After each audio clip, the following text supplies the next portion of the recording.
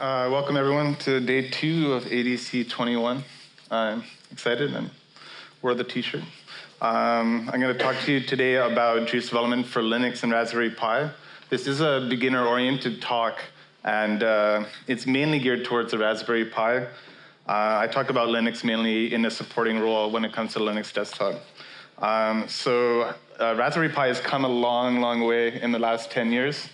I think the first model came out with 256 megs of RAM, and now we see a number of products like Zynthian on the top left. There's the Mono Norns Shield on the top right, and Elk Audio OS is doing big things in Sweden with the Raspberry Pi hardware for real-time audio. So for people joining online, you can also check out the repo associated with this presentation. And those of you attending in person can check it out afterwards. There's a lot of good resources there for accelerating your ability to develop for the Raspberry Pi.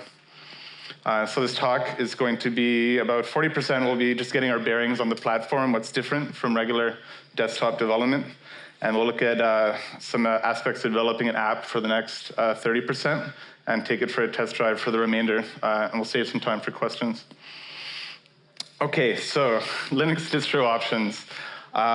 There is a Reddit just specifically for finding a distro. This tree diagram on the left here is actually all of the distributions that have ever existed since the beginning. And there are two main families. There's the Debian side and the Red Hat side. So the first thing that comes to mind when you're getting into the platform is what distro am I going to pick? So for desktop, I would say the first thing that came to mind for me was Planet Karma. That's a distribution, it's a downstream distribution Fedora made by the Karma group at Stanford University. Now, unfortunately, there's no equivalent on Raspberry Pi 4, so there'd be too much back and forth, and I had to move on. Another one that I looked at is AV Linux.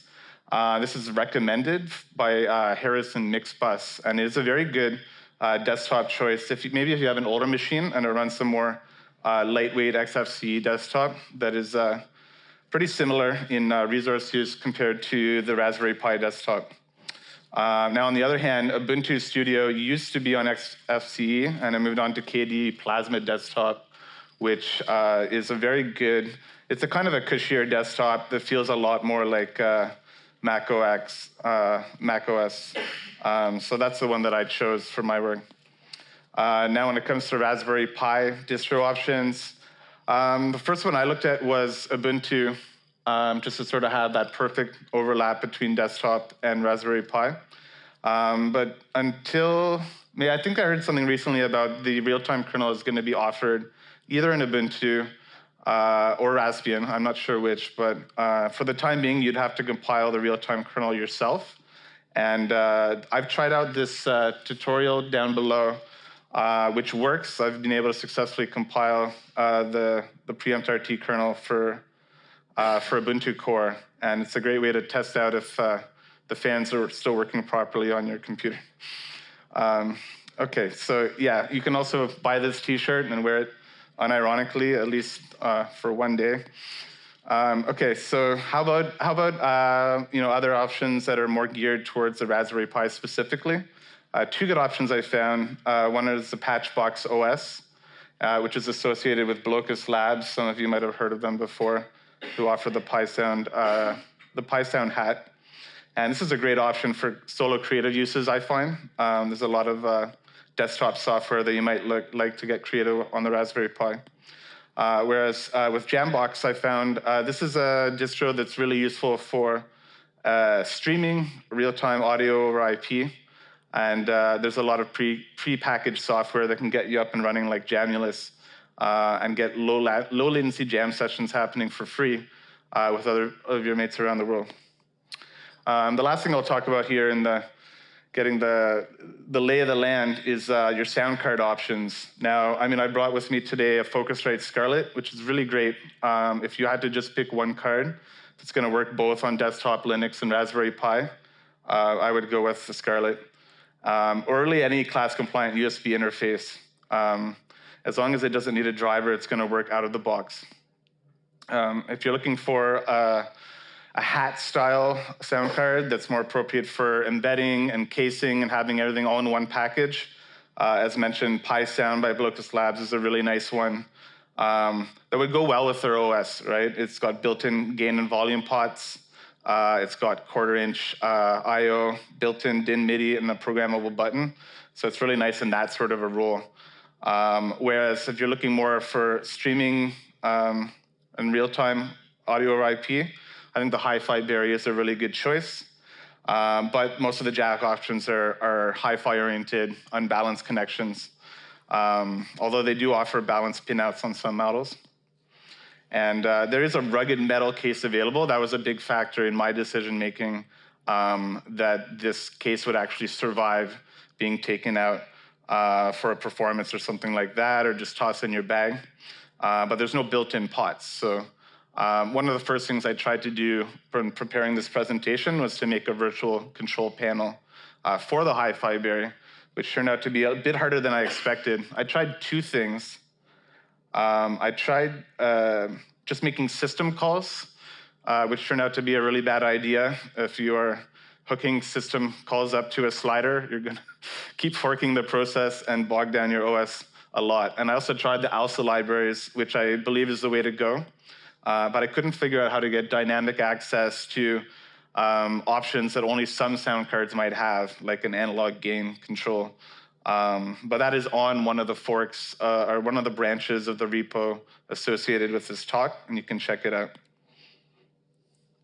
Okay, so once we've picked an ROS and we've picked all of our hardware, the next step is to check the JUCE compiles on Linux, the Raspberry Pi.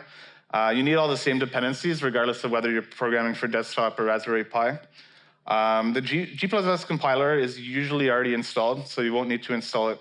But everything else here comes from, there's a Linux dependencies document associated with the JUCE code base that you can find. And additionally, if you'd like to get into GPIO programming, then PyGPIO is probably the way to go these days. There used to be a library called Wiring Pi, but I think that's only in maintenance mode. There's no features being added. And depending on the hardware that you're working on, you might like to install Clang and use that instead of G++, which has certain advantages I'll be getting into. Okay, so I actually checked, can you compile the latest version of JUCE for the Raspberry Pi 1 with only 256 megs of RAM? And the answer is yes, you can still do it and make usable software if you can get your hands on one of these older Raspberry Pis from 10 years ago. There's one thing you'll need to do, though. You're going to need to change the swap memory size, which defaults to 100 megabytes, and change it to at least twice the size of the available RAM, or you will run out of memory while you're trying to compile JUCE. So here's the instructions on how to do that. And I think the Raspberry Pi Zero may still need this as well, but anything newer than that, you should be all right. Okay, so the first thing you might want to do when you get onto the platform is just try invoking make. You're going to maybe use the makefile exporter for the producer or something like that, and try to invoke it. Maybe you'll want to build the producer itself to build something else with. So you have two choices here. The differences aren't too extreme. G++, you still need to link with Atomic, so don't forget that. And you can enable debugging adding the G flag. Whereas Clang, you're going to have to specify it. It's not the default compiler. I didn't figure out how to set that. And I also couldn't attach LLDB successfully on the Raspberry Pi. But it is faster and uses less memory, so it may be a better compiler choice for older spec Raspberry Pis. Similarly, this J4 flag is going to be used to split the work across the processor cores, which is going to make things go a lot faster. But I don't believe there's any advantage, or it may be disadvantageous to do that on an earlier model that doesn't actually have that many cores. So use that only on the newer Raspberry Pis. So I would say, when are you going to want to use make? It's probably when you're mainly developing on Mac and Windows, and you're just deploying over to Linux or the Raspberry Pi. If you're building any free and open source producer projects, Or of course, if you're building the producer itself, then you'll probably just want to, the Linux makefile exporter is already added to the producer itself, so you can download JUCE and compile it straight away. Here it is, this is the thing you want to look for when you're compiling, that it's going to be running 4 classes at a time and spreading these out to get a way, way faster total compiled time. So this is the steps. If you want to take a regular producer project and bring it over to Linux, then if it doesn't already have a makefile exporter, that's going to be the first thing you want to do, is add that and push that to the repo so you can pull that as is on the Raspberry Pi and programmatically resave it. Because if you're working, say, in an embedded context with a small screen, you may get into windowing errors trying to open the producer via the GUI. So I would say just trigger it programmatically with the producer's command line tools. And finally, you can cd into the Linux makefile directory and invoke make, as I've shown you before. Okay, but that's about, in my experience, that's about the limits of what you would want to use the bare bones make with. And beyond that, I think it makes a lot more sense to move over to CMake. There's been a lot of movement in that direction in recent years with the JUCE framework. So I'd say when you use CMake is you're developing primarily on the Linux or Raspberry Pi, of course, where you don't have the other options we're used to using, Visual Studio and Xcode. Of course, a lot of people I've talked to have recently said it's just really nice if you're doing fully cross-platform development to have the same IDE experience, regardless of whether you're on Mac, Windows, or Linux. And of course, you're seeing more and more of this nowadays. If you're looking for FOSS JUCE projects, you'll see that they were actually built in CMake when you pull them down from GitHub, and you'll have to do the same if you want to build those. I find myself frequently porting producer projects over to CMake, and there's a little bit of that later in the talk. And finally, one thing I noticed is a lot of people will find, once you're starting to juggle a lot of different producers in a larger code base, then it may be simpler to move to CMake, and you can manage everything with one tree of CMake list files, which is a little bit more wieldy for larger, more complex projects. Okay, so the last thing here, I just want to get a sense of a few different pros and cons of using Visual Studio Code and CLion. At the end of the day, I think they're both useful tools, but depending on what you're doing, one might be a little bit better than the other. So Visual Studio Code actually does run on the Raspberry Pi, only the newer models, the 3 and 4, which is, I use cushiness as a metric for my tooling, and I think it's the best choice if you're working directly on the Raspberry Pi desktop, which in the higher RAM spec Raspberry Pi 4 models is certainly a viable option. You can run full desktop on the Raspberry Pi, and it actually works pretty well. So, depending on what you're doing, if you have a small project or you're really focused on physical computing, this might be the answer for you.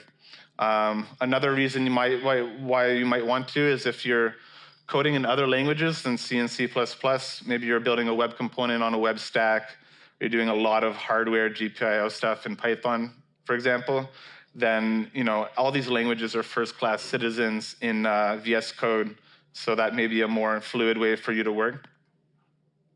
And I find that it's a lot faster on slower machines because of the modular design of VS Code. The downside to this is it doesn't work right out of the box. So you're going to need to set up a few things after you download VS Code if you want to get it up and running. The main things that you need are, so because of the modular architecture, everything that you need on top of the base IDE is offered in the VS Code Marketplace as extensions. And you'll definitely need the C++ extension and the CMake tools extension. And additionally, if you're going to set up remote debugging from your desktop to the Pi, you'll need the remote SSH extension. And one thing that's not immediately clear, if you are setting up remote debugging, then as soon as you SSH into your machine, you need to install the other two, the required extensions on the Raspberry Pi itself. So don't forget to do that if you're setting up remote debugging. Okay, as for CLion, I'd say it feels the closest to Xcode and Visual Studio. it's the cushiest choice if you're doing remote development for sure. And really large projects might feel a little bit unwieldy. I find the experience, the workflow is a little bit different in VS Code. This is fine for smaller projects, but for really large ones, I just feel the transition into C-Line is a lot easier to get a grip with. It feels more familiar to me. I find that there are richer editor features. It's arguable whether it has better auto-completion, but one thing I really like is method argument prefixing. So if you see a method and it calls, it takes a Boolean argument, it just says true, and you say, well, what is true? Then C-Line's gonna actually go and prefix what that true is, what that method argument name is in front of the true. And that's going to prevent a lot of bugs when you're just blindly adding in whatever the method signature requires. And clean tidy is built in, which is nice for keeping the code nice and clean. So it's a trade-off. I do find C-Line is very resource intensive. This is another IDE where I can be sure that my fans are working properly, because it's cooking them for a lot of compiles, getting up to max fan speed. But I think the split that I would like is to use each IDE for what it's best for, code the major features in C-Line, and use a VS Code on the Raspberry Pi and C-Line otherwise. Okay, so here's a little bit of setup you need to do for remote debugging, right? You're going to need to create another tool chain, and you just plug in your SSH credentials, right? So you just need your username, IP address, and you're gonna plug in whatever password you have set for that username. And as soon as you do that, if you test the connection, you'll find that you're getting through to your Raspberry Pi, and you can move on to specifying that tool chain in the CMake preferences. Now before you hit apply and close it, there's one other thing that you might wanna do. And if you set the mappings to a user folder, you're gonna be able to preserve all that cached data. Otherwise, it's going to default to some folder in the temp directory, and you're gonna lose all your cache every time the Raspberry Pi reboots. So you can either leave it online all the time, or just specify a known folder for your deployment path. And that's it. That's all you need for remote debugging to the Raspberry Pi from the desktop. Okay, so let's actually try to make something from what we've learned. What I decided to make instead of the Hi-Fi Berry cPanel for this talk was a simple effects box that if you've ever worked on small format mixing consoles, you might find some of them these days have a built-in effects, but they just have a single parameter knob that works more or less for what you'd want, and it typically has karaoke style effects like delay, chorus, reverb. So let's see if we can build that using what we've learned.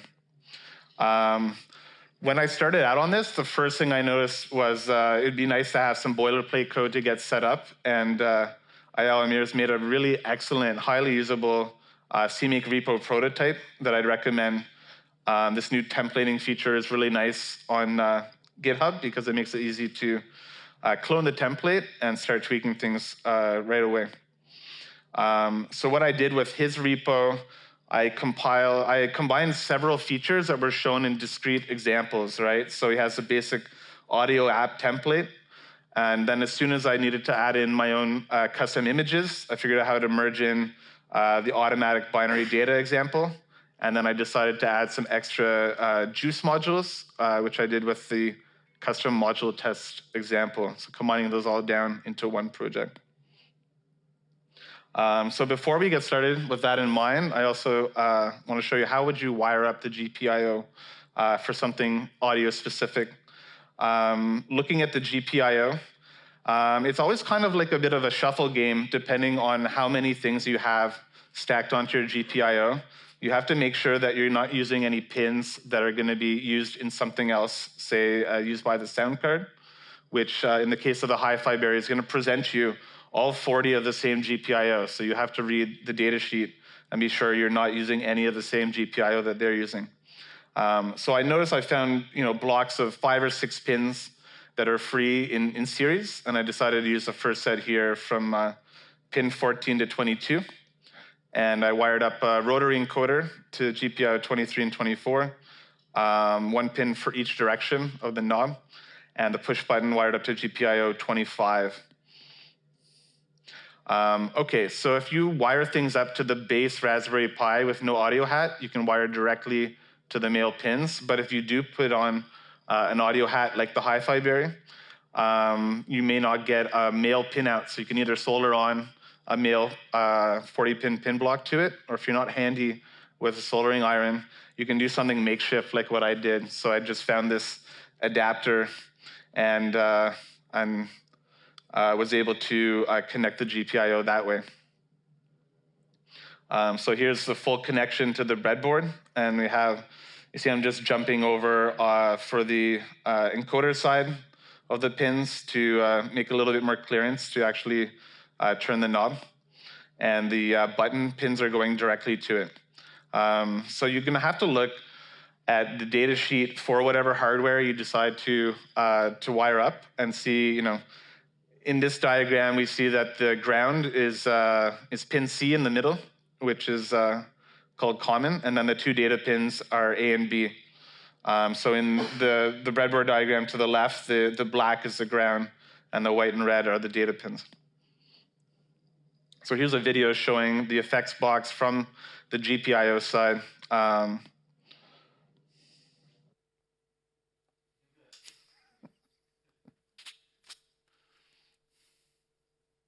All right, here we are showing off the ADC21 C panel. So I'm going to first enable the reverb. We can hear some reverb. We can hear some reverb. All right, now we're going to show off the physical computing connections. We have the rotary encoder that can increase or decrease the delay parameter. But of course we can't hear that until we enable the delay, which is wired up to the click button. Delay, delay, delay, delay, delay, delay. All right. So we'll take a break from the slides. Let's look at some of the source code. And maybe we'll just start off by looking at the build of this C panel from the front end and work backwards from there. So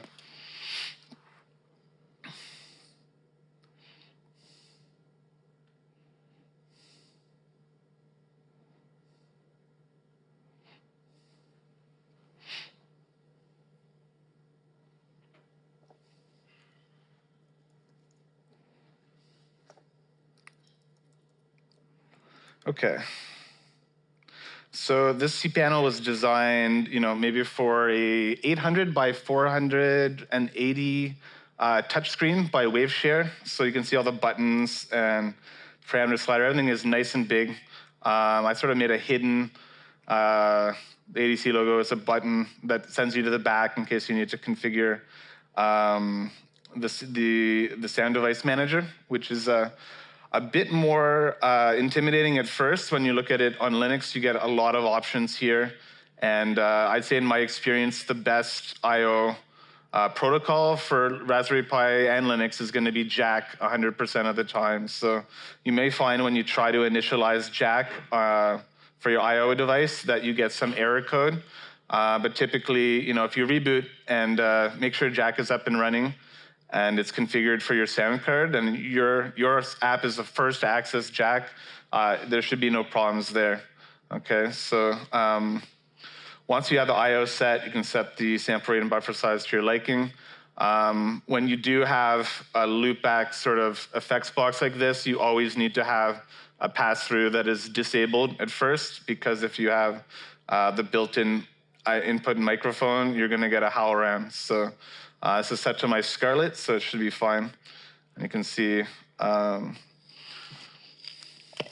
test 1, the very basic effects box that can enable the reverb and enable the delay. And that's about it, and that's about it. Thing work, how do we take you know, maybe a few FOSS projects and combine them together using this template? Where does it all start? So I'd say a big part of this talk is actually about CMake, because CMake is the way to go on Linux and Raspberry Pi. Rather than just being optional, I'd say it's pretty much the only choice. So what can we look at going through the CMake lists?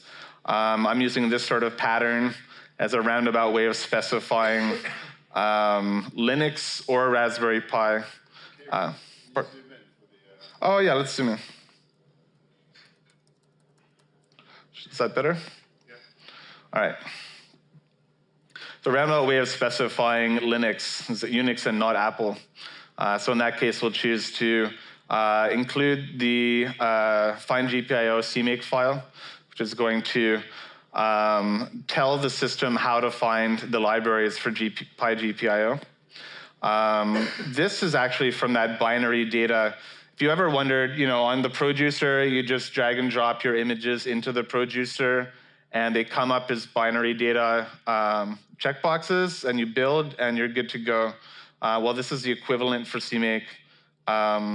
You might write a function to recurse into a directory and find all of your images, and then you're going to assign them to a target. In this case, it would come up as your target dash images. So that's going to be a buildable in your IDE, or if you're invoking on the command line, you have to build that first, and then they're going to show up in the binary data namespace. So one thing that I wasn't sure about was that you need to call whatever your main product is, in this case, JUCE add GUI app, and then and only then you can add the images from the directory. So this sort of trick is useful if you want to conditionally add source files.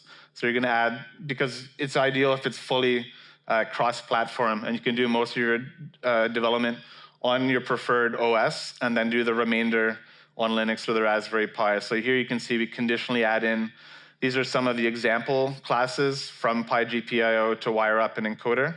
Either using, there's actually different versions of the library that I'll show you. And lastly, down here, we're adding any custom modules that we need. And here I'm actually adding 2 different flavors of the Pi GPIO library, which have some interesting differences. There's the local-only version where you have exclusive access to the Pi GPIO library from your application. And this other one here is using a daemon that you can launch when your Raspberry Pi starts up. And you can connect to it through sockets, which is interesting because you can also connect to your GPIO from a network connection.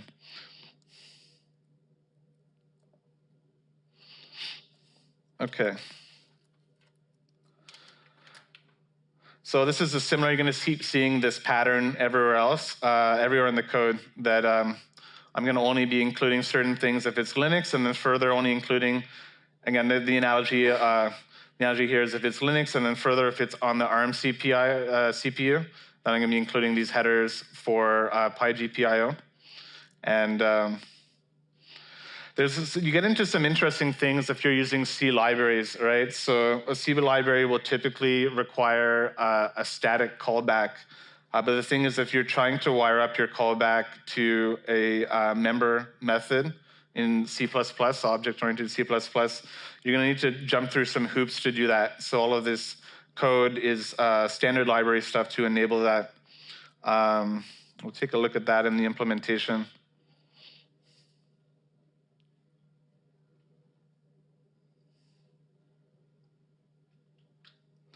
Okay.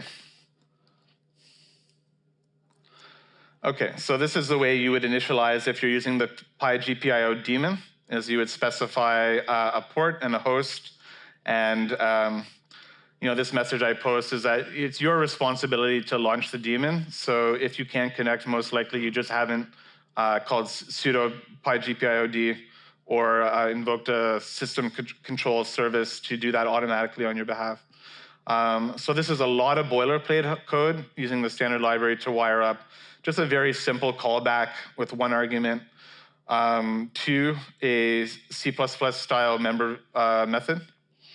And once that's wired up, I can actually call up the class and specify, here I'm specifying my GPIO pins, and I'm wiring through this sort of this translation between a C style callback and a C++ one. So similarly, if you want to wire up the button yourself, then you have to be aware if you need to pull up or pull down the resistor, which you can do this way in the encoder classes. That's already done on your behalf. And this is a little bit more clear. If you have a for method argument, then you're going to have to match that argument signature pattern with the amount of placeholders that you use and wire that through to your library this way. So it's a little bit tricky to get used to.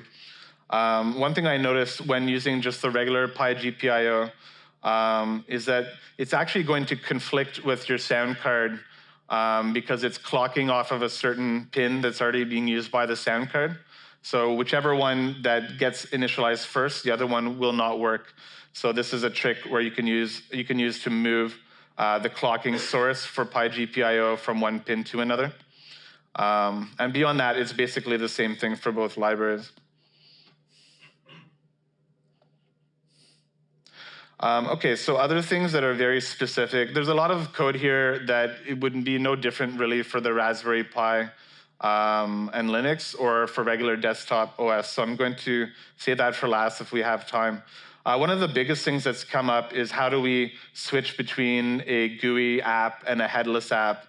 And I made a simple example here that's actually just using one of the tutorials that JUCE offers that I'm later going to refactor another code base into to make a more flexible MIDI processor, MIDI filter, which is one of the things the Raspberry Pi 1 can still do really, really well. So in this case, you need to be doing your switching up at the topmost level. Before you create this window, you need to know if you're going to be able to create the window or not. Okay, so here you can see this is a recent addition to the JUCE desktop class. You can check if I'm running in headless mode, which really means do I have any displays detected or not, which is a little bit tricky to do on a regular machine. But I believe if you had a desktop computer and you had absolutely no monitors plugged into it, this would return true as well. But it's very, very easy to do with a Raspberry Pi running without a GUI in command line only mode. So basically, I'm just forking in two totally different directions and creating my window only if I'm not running in headless.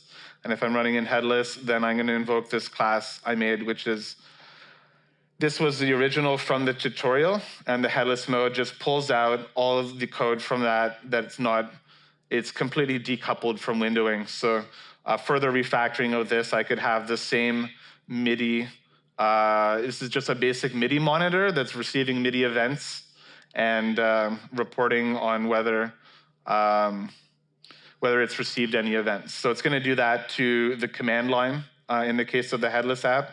And in the windowed app, it's going to do that in the text box field. Okay, so the last big thing I wanted to show you here is, if you're going to be making this transition from Producer over to CMake and you're finding it a little bit tricky, then this delay plugin code example might be useful to you.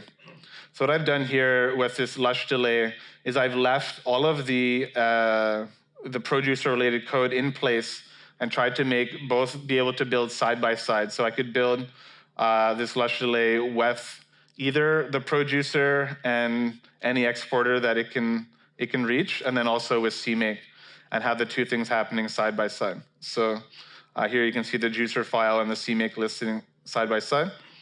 And the kind of thing that you'll need to do in that case is, let me show you one cool trick. So you can cache a Boolean variable like this and say, okay, this is only going to be set to true in the case, or it's only going to be a symbol at all coming from the CMake build environment. So I can cache this Boolean to true and then use it. I'm going to translate it a little bit below in my code. Here we are. So I'm grabbing that variable from CMake and plugging in a compile definition set to the same value. So now I can pick that up in my code.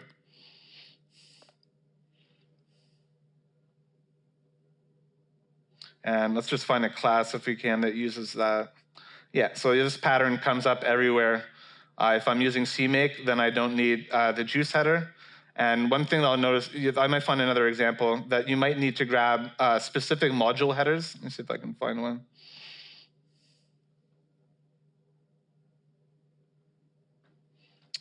Maybe here.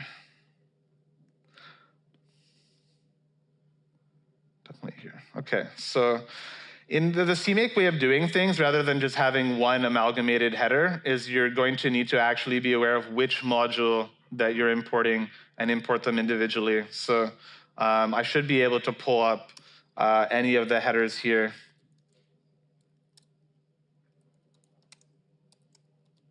Yeah, so it comes up like this. So it's kind of nice because you get a better sense of, okay, which modules am I using? As far as I'm aware, it may be a bit more efficient if it's only compiling in the specific JUCE modules that you need.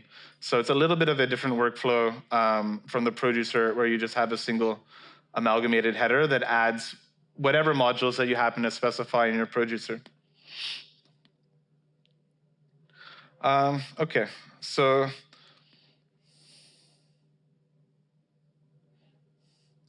yeah, maybe I'll just show off a few more of these examples.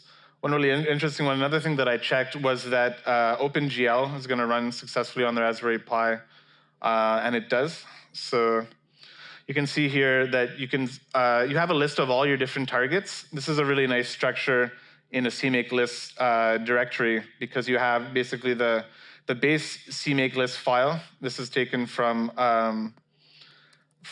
the repo prototype. And you're going to be able to do all of your high-level configuration that's global for the entire project.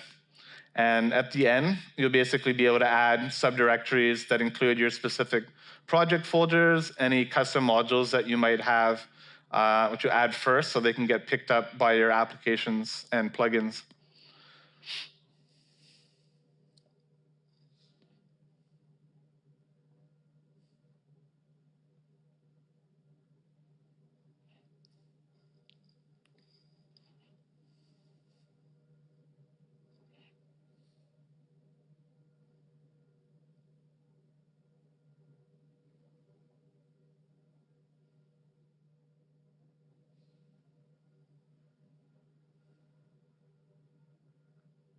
Yeah, okay, so here's another, this is a spiral visualization of the MIDI set, which I found pretty interesting. So if I go and wire this up to my Bluetooth MIDI device, I can trigger different keys here, and I guess I can even trigger different teapots. If you're a graphics major, you'll get the reference here. But there's a lot of potential in this code. So I could only do so much getting ready for this talk, but I see a lot of potential in continuing. This is a very sort of broad and a general repo that's meant to be community-driven. So hopefully different collaborators will come on and continue to give more relevant examples specifically for JUCE development on the Raspberry Pi. So I think we're about time for questions now. So I'm just going to show a few slides, basically to just show my appreciation for the FOSS community and discuss some of the next steps. There was way more stuff that I wanted to show than I could in this talk. So hopefully I'll find an opportunity to give 2 more talks that are a little bit more targeted on specific problems that come up for the Raspberry Pi. So they're kind of polar opposites to each other. In headless mode, there's a lot of complexity in how am I going to design my remote interface. For example, if you have a headless plugin and you need to show your GUI on another device, or you have a very complex GPIO system with a bunch of encoders and you're designing a whole menu, how are you going to do that? And then the flip side is maybe you want to build a GUI. When I did my touchscreen interface that I wasn't able to show today, you really feel like you're fighting against the windowing system because you have the little mouse cursor and it's not a true touchscreen experience like you might get on a true hardware device like a Korg Triton or something. So I'm going to take a shot at doing a bare metal touch display implementation, which I think prototyping in open frameworks and implementing in the UGFX library shows a lot of promise. So the last thing I want to do is thank you for your attention and thank everyone whose code I've taken for this code base. And You see PyGPI with 36 contributors. Hopefully we can get the same going on this code base and start a new community around JUCE development for the Raspberry Pi. Thank you.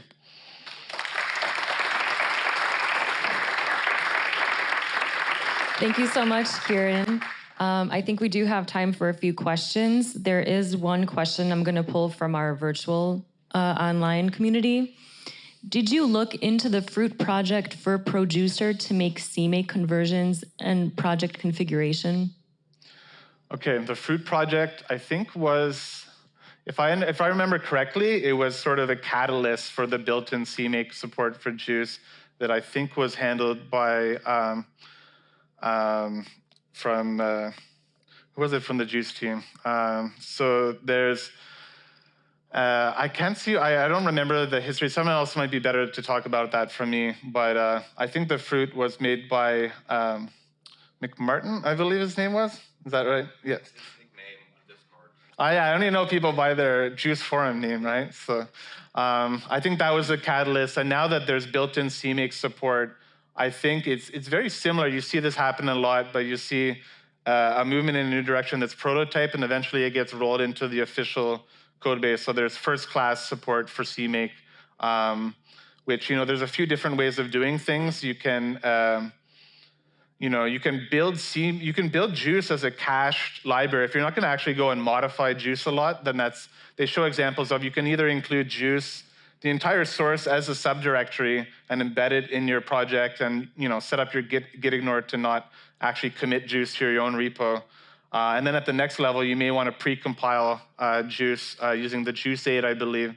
And the last thing you want to do is, if you're bringing your own fork, then I forgot to mention it, but IOMER's CMake repo prototype uses the CPM package manager to pull in JUCE in a really elegant way. So you can either pull it from whatever branch and fork that you want, or you can use a side-by-side configuration. So typically you would put JUCE in the same directory side-by-side with your project, and then just specify that to CPM. So I think that's the best way to get set up. Is there any questions in the audience? I had a quick question just about the headless class and the things that you had to do there to get it working on the Pi. Sure, that was really just a single Boolean check, thanks to, I think Ed Davies added that commit to JUCE repos. So there's a few things that I did notice.